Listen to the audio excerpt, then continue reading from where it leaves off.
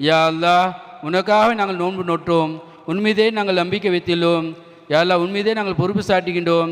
நீ அளித்த உணவு கொண்டு நாங்கள் நோன்பு திறக்கின்றோம். எங்கள் நோன்புகளை நீ ஏற்றுக்கொள்வாயாக. பிஸ்மில்லாஹிர் ரஹ்மானிர் ரஹீம்.